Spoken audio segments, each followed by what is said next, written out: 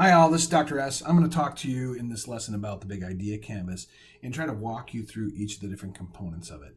First thing you should know is the big idea canvas actually is an idea creation. We created this because we knew that we needed a tool that helped us in the early stages of the entrepreneurship and innovation process.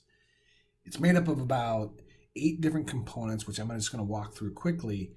And there's really some critical things here. The BIC allows us to identify hypotheses or our best guesses about what we believe to be true about several fundamental components.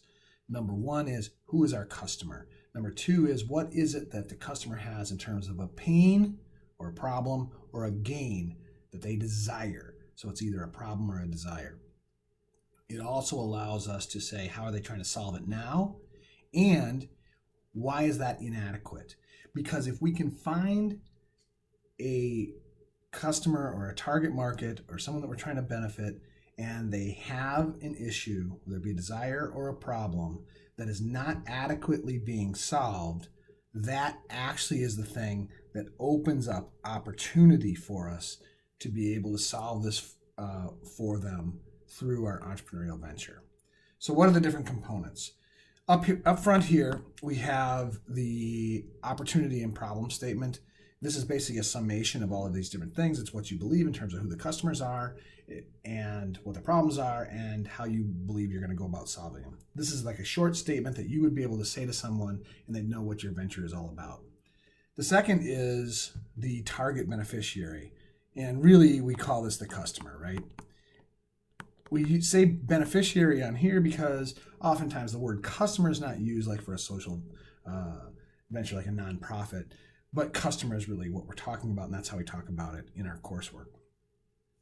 And what you'll find is that inside of each of the things with the BIC, you get these prompts.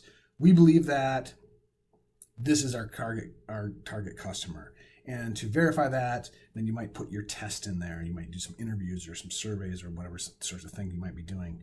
And you'll measure it, and then you'll hit a certain level in your measure, and you'll get that right. I'm not going to go through those things right now because that's part of the test card video, so you can go ahead and check out that particular video to find out more. The second thing that we want to look at is the promise that we might be making to this customer. Hey, customer, we promise to relieve this pain or relieve this gain. Again, you've got your hypotheses, and you work through that. This is something that we test, and we go out and ask our customers about this. Additionally, what we want to do is, I'm going to jump down to here, is how are you solving it now? This is something we just ask the customers, or we do some secondary research. How are customers right now trying to solve this, and why is that inadequate?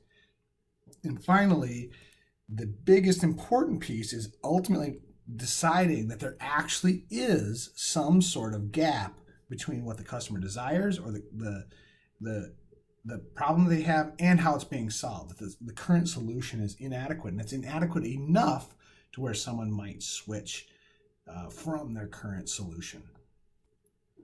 Next, I'll move on to really what is a fundamental component of the entire evidence-based entrepreneurship process and the Z model is the fit between what the customer desires or the problem that they have and the solution that you are offering up. So this is our offering. And both of these make up the value proposition because you're basically saying, I promise that I'll solve this pain or gain or give you this gain, and we'll do it through this means. There's lots of different ways that you might do that. And your ultimate offering has to fit with what the market wants. And we call that product market fit, which is a fundamental concept that you have to know, and it is the end point for the first phase of the Z model. Next, we have these different pieces related to your team. And the first one out of the two is related to why you all? Why you? If you're a solo entrepreneur or you have a team of people that are a startup team, why you? Do you have certain values that make you passionate about this? Do you have certain experience that makes it so that you can really make be the right ones for doing this? Do you have certain sets of knowledge, skills, abilities to make you especially qualified for this? Do you have certain assets that would really help you out with this? This is a critical component to try to understand what is it, in fact, that your team of people brings to the table and would make you possibly more successful than others that are working on it. And finally, you want to talk about the actual startup team and really what is it that you need? Not necessarily at the moment, but when you scan forward, what are the different sorts of teammates and different sorts of people that you're going to have to bring together? And can you actually pull this team together? This is not a small thing, because many of our students have gotten to the place where they've got product market fit, they get this all figured out, but they can't actually find the team to pull together to make it happen.